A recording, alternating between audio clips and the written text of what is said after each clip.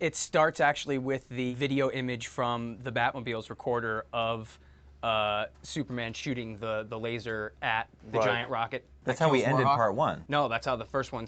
That's how it starts. He's showing the rest of the Justice League. I'll take your word for it. You know better than I do. He's showing the rest of the Justice League. That's Can't we right. remember this? Yeah. And Barda's the one who says, "I can't believe this. Yeah. I know less about your vehicle than I do And about you." Warhawk comes in, right? Yeah. Yeah, he shows up. Yeah.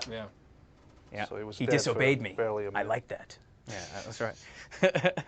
Wow, that's scary. I remember those lines. I was going to say. I remember those lines. That's really scary. Boy. What do you think you're doing? I'm trying to see what's going on in the mind of this thing. I'm the only one who can do it. Starro, yeah. It was a throwback to that Lobo episode. It was, you know, all built around that little sideways joke in the collector's ship. You know, you see the Starro in a little tube. It had nothing to do with the fact that Starro was the first Justice League villain in the comics? Or did you just realize that after the fact? Kind of after No, it was the fact. actually Superman cleans out the cage and Star just jumped on him at Yeah. that point, and that was it. Okay. Basically, that was the backstory, supposedly. Yeah. Something as dopey as that. I do wish we'd change that one line where she says, what Aquagirl says, it's been on him for years. It's like, that's the part that drives me nuts. And then we actually flash back and it looks like he's wearing like the old Superman the Animated Series costume. It's like, wait a minute.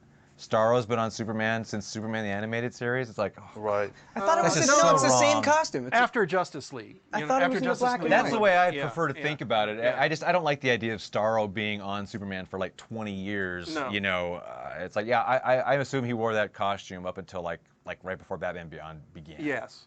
And then So, he 'cause changed that it, and then he got the that suit. bugs me.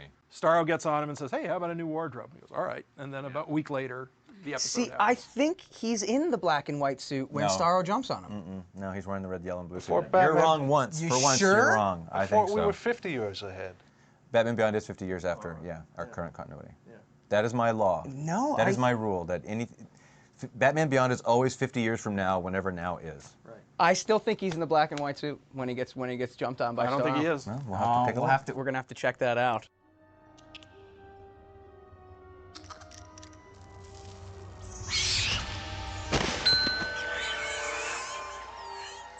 Well, the real reason you did the black suit, it was easy to animate. It looked good when you animated it, most of the time. Yeah. I mean, that's why you did it. What, Superman's black Yeah. suit?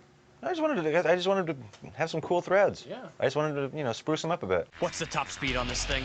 Mach 3. Is that faster than a speeding bullet?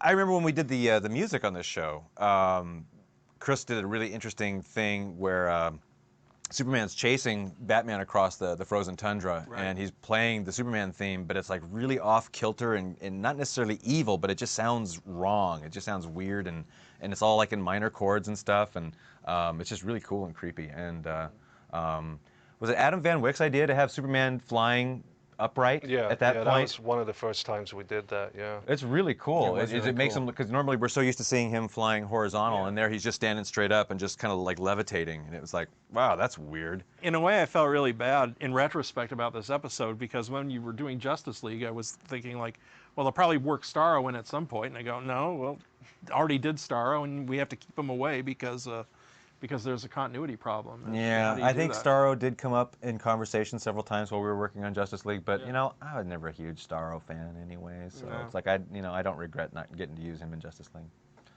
I mean, it's kind of like, I don't know, you need all 7 of those guys to fight, giant starfish. Yeah. You know.